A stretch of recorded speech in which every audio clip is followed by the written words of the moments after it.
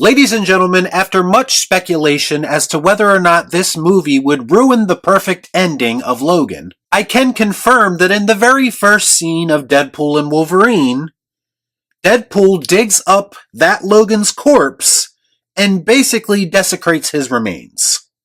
I wish I was kidding. If that's not a perfect representation of what modern Disney Marvel represents, then I don't know what is.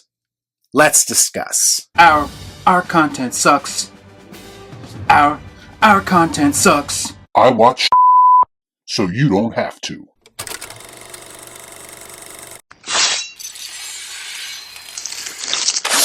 Before I get started, I'd like to kindly ask that you hit the like button and please subscribe to the channel for more content just like this.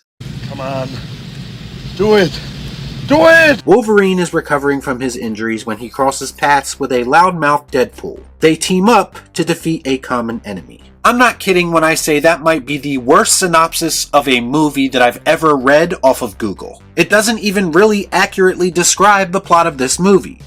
Then again, there's not much of a plot to speak of, so that might be the problem. It's kind of hard to put a movie into words that is basically a series of skits held together by an incredibly thin story. Deadpool and Wolverine at its core is the very definition of throwing everything at the wall to see what sticks. Listen, I know that I was hard on this movie even before its release, and that's mostly because everything I was hearing about it was sending up red flags everywhere. And the thing about red flags is, 9 times out of 10, there's a reason that you're seeing them. Especially when they surround a project like this one from a company who has a track record of putting in minimal effort with their content. Something very familiar about all this. It's kind of ironic that Deadpool's catchphrase is maximum effort, when the creative team around him feels like they're doing the exact opposite. The truth is that Deadpool and Wolverine ended up being pretty much exactly what I thought it was going to be.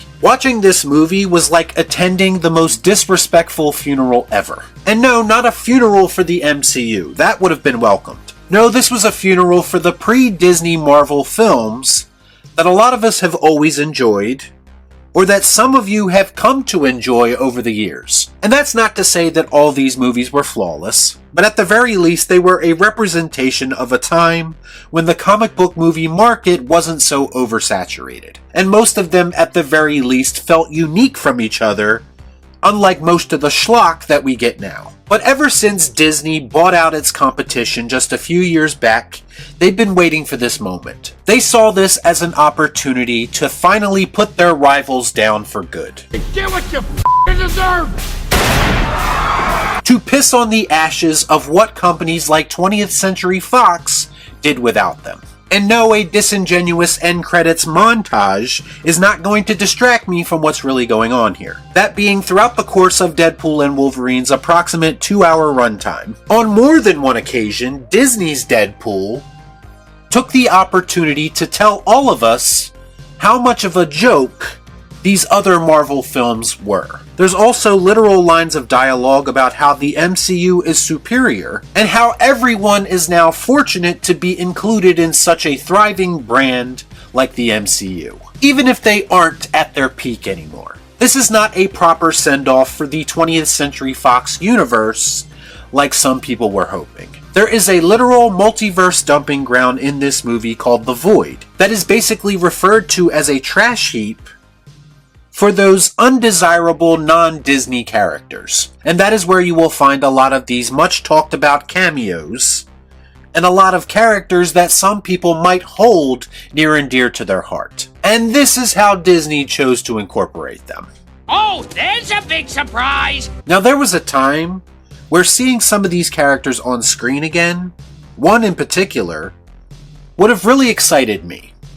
But that time is long gone now, especially since we've gotten to the point where these characters are basically being turned into punchlines. Basically cheap nostalgia bait just for the sake of popping a box office number. I'm sorry Disney, but I will not be fooled by that again as much as you may try.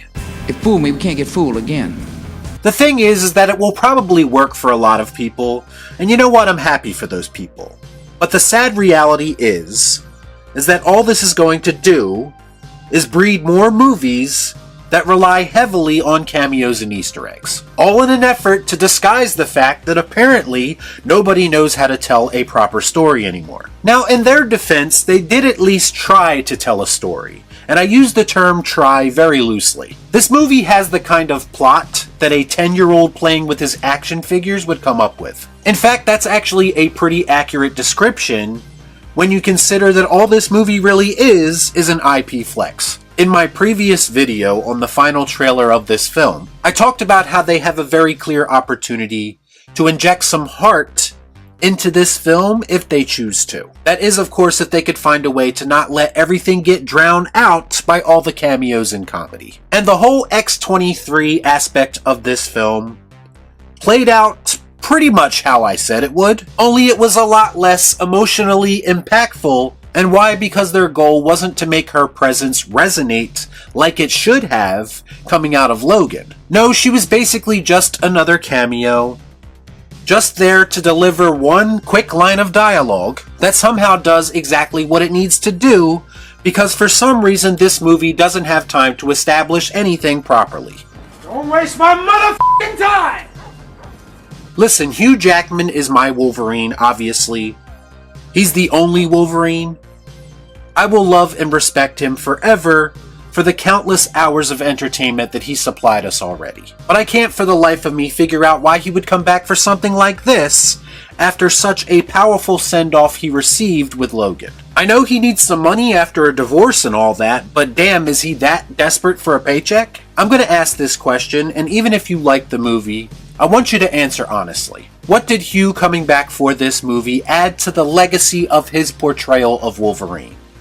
The answer is nothing. Not a damn thing! Like I said many times before this movie even came out, it's like they brought him back just to put him in the suit and nothing more. And if that's not cringe enough, they made him being in the suit a part of his actual character arc. And at least if you're going to make a big deal about the suit, why not take the time to make it right? Say what you will about the overall design of the suit, but the mask he eventually wears, and Hugh's arms apparently, were CGI. Would it have been that difficult to give us a practical mask after giving us this whole song and dance about finally giving the fans what they want? Have you ever heard anything more Disney Marvel than a CGI Wolverine mask? On top of what ultimately ends up being his underwhelming appearance, I learned absolutely nothing about this new Wolverine. He's just like every other Wolverine, except more of a failure. Sure, he gets a redemption arc, but as I already mentioned, it doesn't feel earned.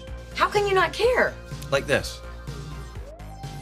At the end of Logan, I was an emotional wreck, having just seen the conclusion of this character's arc that I grew up watching. That movie just hit for me on another level like movies should. Meanwhile, I felt next to nothing watching Hugh play the character this time around because it means so much less. You can tell that he's only there for fan service and not to further a story. And again, this is not a reflection on Hugh's performance. He will always be able to effortlessly fall back into this role that he made. But at the end of the day, again, it all means nothing because they don't give me a reason to care other than him just being there. As far as Deadpool goes, listen, Ryan Reynolds obviously was born to play this role. And I'd be lying to you if I said I didn't chuckle from time to time throughout this movie at some of the typical Deadpool humor. But some of it also made me feel like the shtick has kind of run its course. I just don't think it has the same impact anymore, especially when the character's being used as a vessel to initiate yet another MCU circle jerk. No, don't like that. It kind of kills the vibe when he's been absorbed into this giant cinematic universe that doesn't know its from a hole in the ground creatively anymore. As for the villain of this movie, I mean, if you need any more proof that this is an MCU project, just look at the villain. Just as forgettable as pretty much every other villain that's ever came out of this universe. She pretty much amounts to evil Professor X without any real purpose. The visuals are just as uninspired as you would expect from a modern comic book movie. Monotone, bland, boring, and forgettable. Even the fight sequences, which you would think would be a standout for a movie like this, left something to be desired. If Deadpool and Wolverine fighting doesn't feel as epic as it should, after all this time you had us waiting for that confrontation, then something is wrong. In fact, a lot of the fight scenes looked very fake to me, and either completely CGI, or possibly digitally altered after the fact. It kind of makes you wonder how a company with almost unlimited resources can consistently make things that look so cheap. What the hell am I looking at?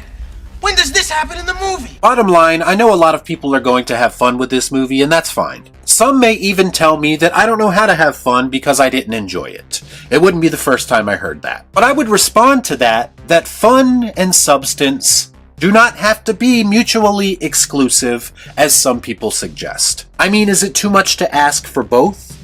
Apparently, in the world of the MCU, it is. To me, Deadpool and Wolverine was a mostly frustrating experience when you consider the potential of what could have been. Instead, we get another shallow mess of a movie that feels like it was thrown together last minute to save a dying franchise. And that's why I'm going to give Deadpool and Wolverine the Angry Rocky.